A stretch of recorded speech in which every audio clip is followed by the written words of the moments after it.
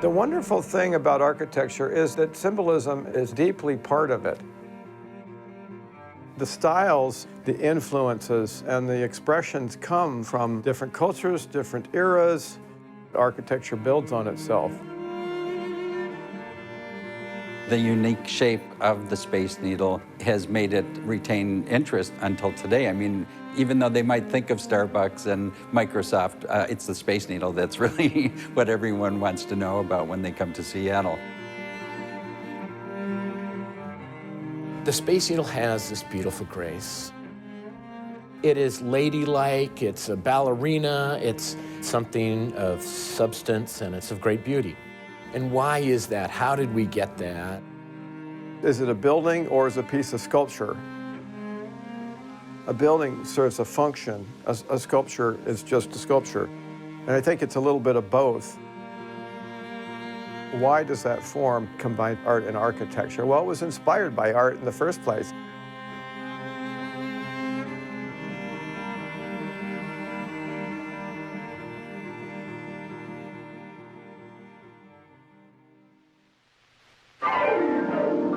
Everybody's planning to see Seattle's spectacular $100 million World's Fair. So pack up your troubles and forget your care. Pack up your family and head for the best in Seattle.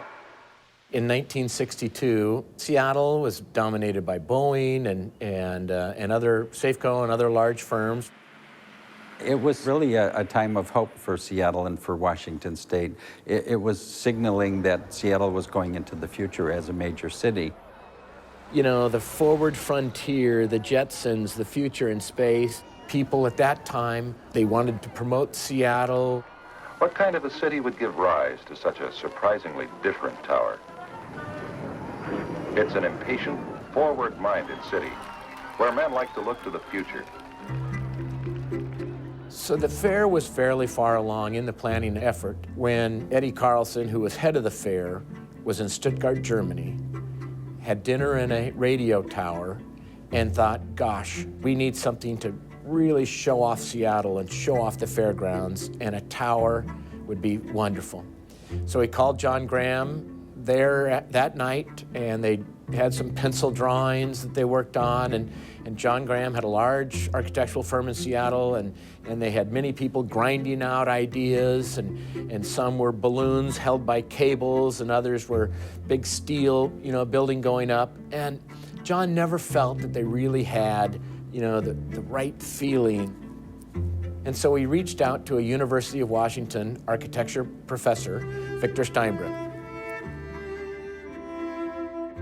My dad came in late in the game, I understand, because they were struggling for the right idea, the right concept that was futuristic, cool, had a wow effect, and would be, the talk of the town.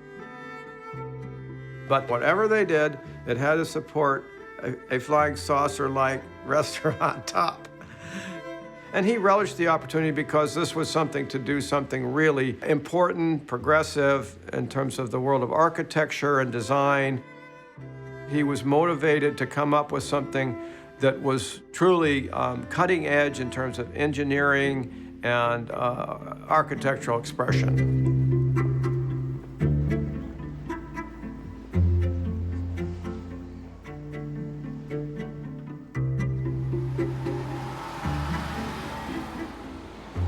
If you're going to study the form or the shape of the Space Needle, you have to start at the beginning, of course, which is the obelisks in ancient Egypt. It's a pedestal with this rising straight form. And then more current times, of course, you look at the Eiffel Tower, which is a similar type of thing. You might want to call some of these phallic. Some people do see it that way, that they're male forms. The earliest designs that I'd seen sketches of that were not by my father were actually borrowed from the Washington Monument. So you had an obelisk with a saucer at the top poking through it. And my dad didn't like that at all. He thought that was terrible. It was just, there was no aesthetic quality to it. And it was borrowing from a static old form made of stone, basically. It had no elegance. Of course, I can't imagine that the towers that were constructed for the World's Fair didn't have some type of influence on the shape of the Space Needle, because that's what people were looking at. So you look at, again, Paris, and then you look at the 1933 Chicago World's Fair and the 1939 New York World's Fair. Then you start seeing these more curvilinear forms after the war. You look at 1958, which is the Brussels World's Fair, and that's when it starts getting atomic. They always reflect the design aesthetic of the times. But where did those design ideas come from? In 2012, we were getting ready to celebrate our 50th anniversary of the Space Needle. And we looked back through our archives and tried to, we were putting a book together and trying to find interesting facts and directions that people were leaning. And so we came across a reference to the feminine one in Victor Steinbrueck's office. He tells the story in a journal that I have that he wrote in December of 1960, a handwritten journal. Feeling that I needed to try for some fresh ideas without the pressure of producing something with the forms that Graham liked in the office, I started to work at home looking for ideas. And Victor took that summer and just, worked alone, just kept coming up with ideas. And at one point, he looked across his table, and there he had a beautiful wood sculpture. And suddenly it dawned on him that this beautiful sculpture really represented how he wanted to go. And he used that as his guiding light. So one evening, I thought of and put down on paper the essential concept that has become the needle. When I had drawn the idea in my office, I came out and told Elaine that, I've got it, the idea that they'll take for the tower. The source of the idea is the wooden sculpture of David Lemon's that we had for about 10 years. Dave calls it the feminine one. And he had that sitting at the end of his desk when he was working daily on the design, a new design, an outside-the-box design of the Space Needle. That's where this idea came from.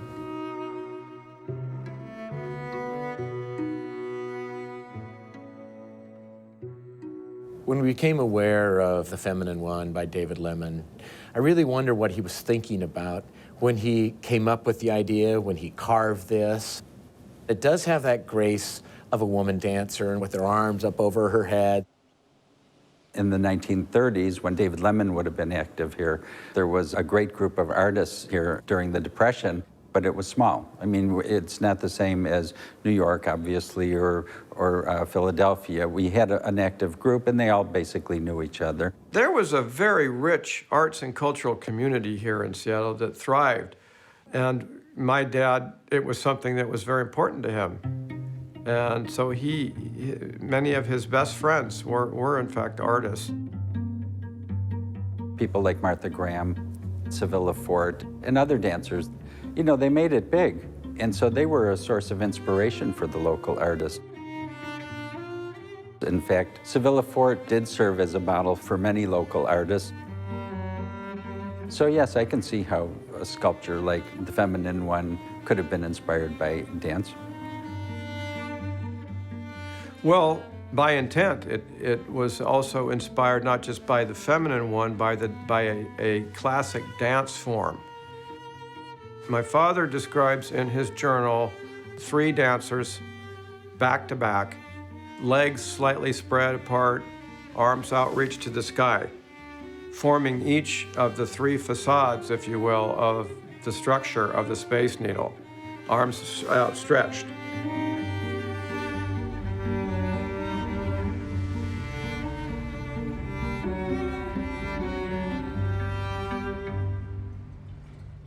My mother tells me that my father, before my mother's time, had a romantic relationship with Sevilla Fort.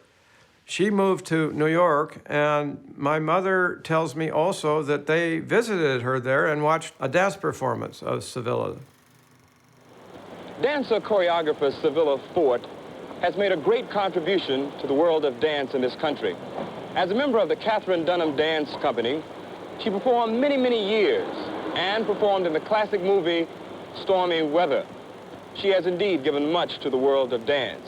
And tonight here at this theater, the world of dance and theater will give something back to her. I'm here to honor a lady whom I knew a long time ago. And I've seen her work, and I've seen the results of her work. And she's a very important woman. Without her, there would be no Katherine Dunhams or Alvin Ailey's and all of the fantastic dancers whom we have today.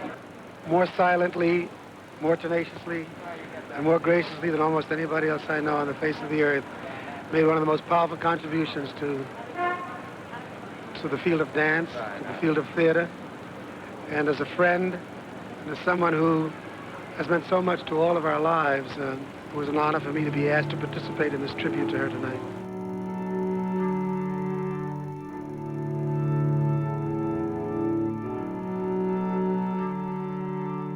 People that I know or knew that knew her, she had this very wonderful personality, really intelligent and bubbly and just a really cool person. She ends up going to New York, of course, and ends up teaching people like, Eartha Kitt, Harry Belafonte, James Dean. These were all people that studied with her, so she had this theatrical connection as well.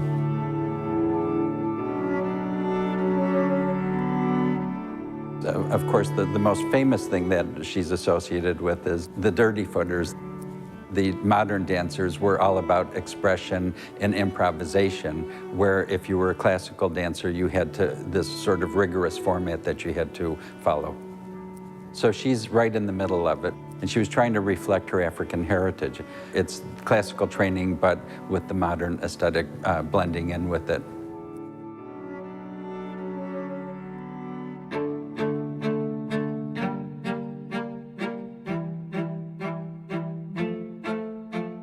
I did go to the Seattle World's Fair when it opened, and riding up in the Space Needle in that glassy metal elevator that hung outside, that in itself was a thrill ride.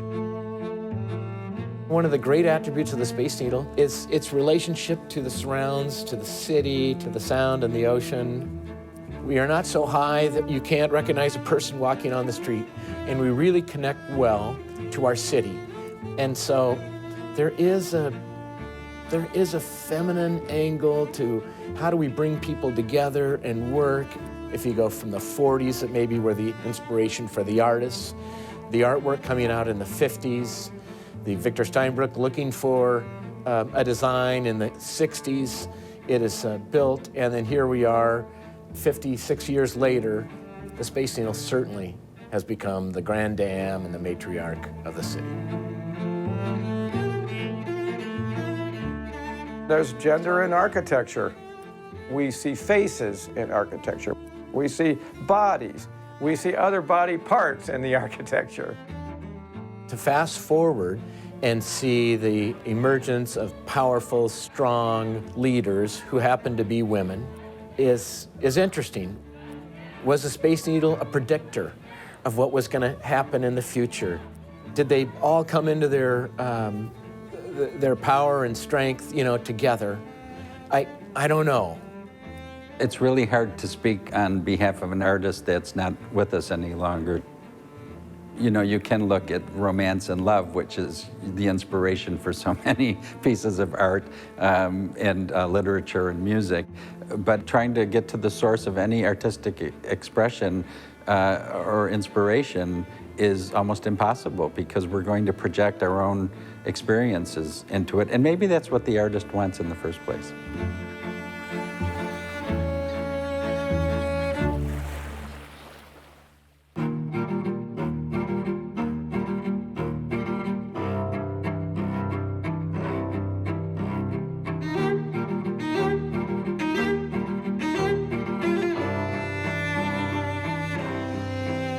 We cannot let you dance, they said. We cannot let you fly. Your buttocks doesn't tuck, they said. And that's the reason why. If your skin was white like ours and your buttocks small, then perhaps you'd have a chance, they said. But I refused that call. I'll learn to dance indoors, I said. Find some other songs. Ones that tell me who I am, tell me I belong.